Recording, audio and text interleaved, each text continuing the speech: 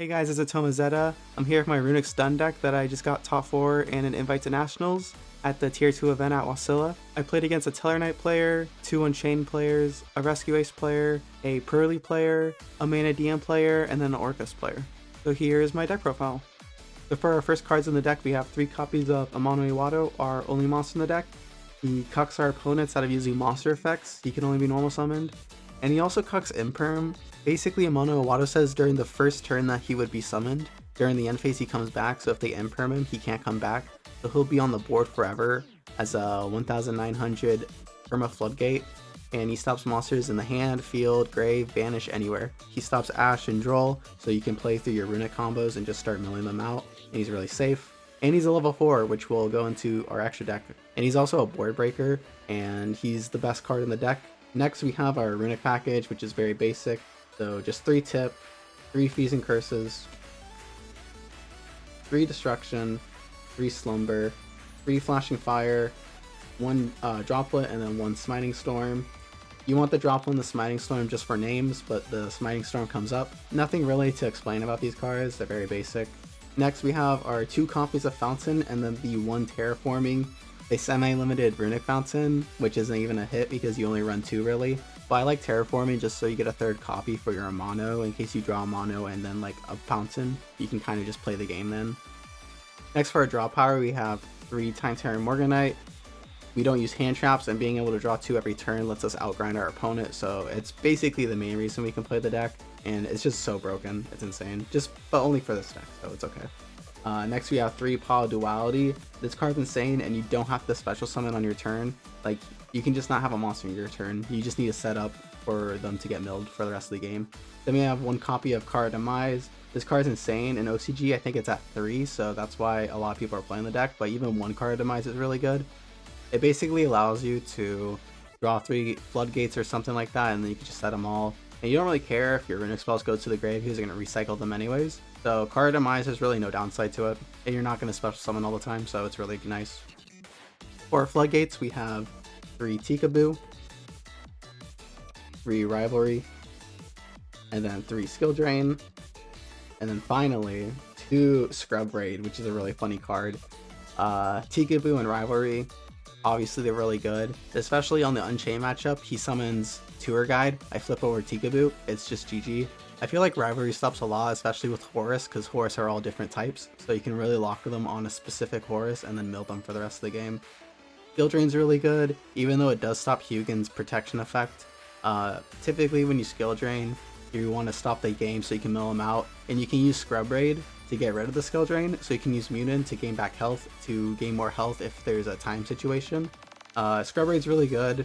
This card's broken. It just never get attacked, and then with the Time Tearing Morganite, you always have discard fodder for Scrub Raid, and you can use a quick play effect during the battle phase and then Scrub Raid the quick play. So you can activate a Runick spell to summon a monster and then Scrub Raid it chain 2. So it's just a free summon and then end battle phase.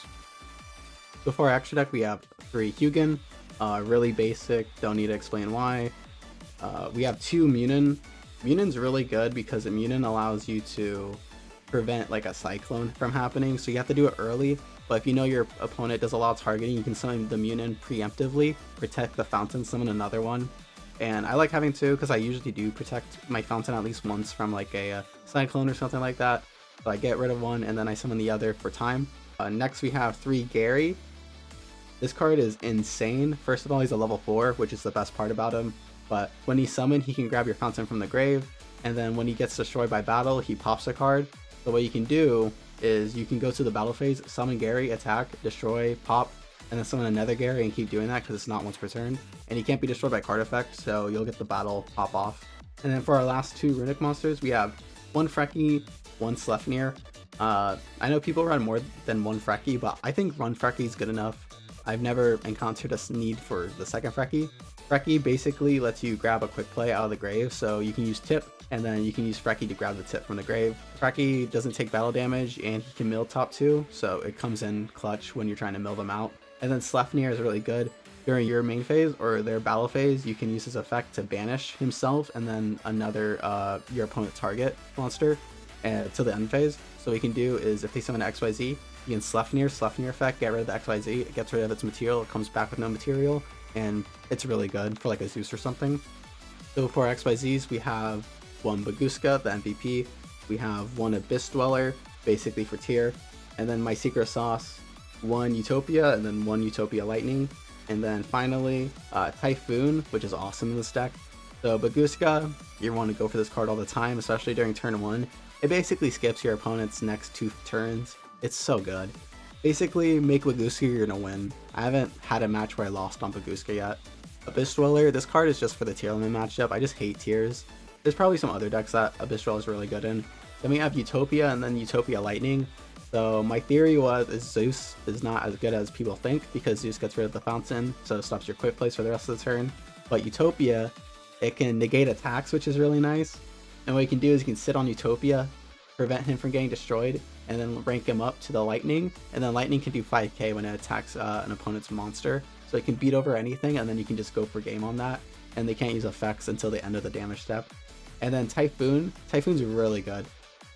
You can summon Typhoon super easily because every quick play basically summons a monster. You just make it with Typhoon, and then Typhoon can get rid of the trouble cards, it can stop the Baron, it can stop everything. And yeah, Typhoon's really good. And you can just summon on your opponent's turn, that's what you always do, so you're not going to lose anything by not special summoning for the rest of the turn. Finally, for our side deck, we have 3 copies of D-Shifter. You play this card going second only, and you draw it, you activate it, you skip your opponent's turn, you set your Runick cards and floodgates, and then you pass. And then you start playing Runick on their turn when D-Shifter's gone, so you have the graveyard for Fountain again. Really good card. Next are going to be our board wipes. So it's going to be 3 Lava Golem, which is really good, and it's good with the Rivalry and Tikaboo. 3 Raigeki. This is a change. I was running 3 evenly for the event, but I believe Raigeki's better. I'll explain it a bit. 2 Lightning Storm, 1 Harpy for back row. So basically you have 5 blowout cards, and then you have something to tribute their monsters in case they have something that can't be popped or targeted. Any towers basically. And what you can do is you can summon Lava Golem, flip Rivalry. Now they're locked on Fiends, which most decks don't have, so they'll be locked on the Lava Golem for the rest of the game. Harpies, this is for a lab, but for any back row decks in general, I just don't like back row decks, so Harpies. And this was evenly, but I realized that I keep skipping my battle phase, so evenly is only good if I draw into it. Raigeki will be live for the rest of the game, and you're going to keep drawing cards, so you're going to draw into Raigekis. So if you draw into the Raigeki, now you just have a board wipe. And if they negate it, it's like, okay, I'll draw into another Raigeki. So that's the thought process. And Raigeki's really good. It's been clutching up a lot recently. And for the coolest card in the deck, the reason why I love this deck, 3 Spooky Dogwood. This is how I beat the Mannadium player. Basically, I activated Spooky Dogwood and I got like 900 more life to stay alive than him, and then time was called. So I won via time via Spooky Dogwood. This card's insane, and you really need it in the deck. It's not just a meme option because you're going to be playing a lot. Your turns are going to take forever because you're playing Runick. Your opponent's going to take forever because they're going to think of how to beat the Runick. So basically, they might try to make you mill them out, so you go into a state where they're going to burn you and then they win. But Spooky Dogwood prevents that, and you can't really attack them for life points because we're playing Runick, so we have to keep skipping the battle phase. So Spooky Dogwood is the best option to not lose the time, and it's really good actually. And that's about it for the deck profile. I'm going to upload a Runick video soon, so keep your eyes out on that. If you guys need Runick combos, make sure to leave that down below. I can make a video on that. Make sure to like and subscribe so you can see more YouTube videos, so you can see more Makonko, Runick, and any other deck that I like to play. And I'll see you guys in the next video. Bye.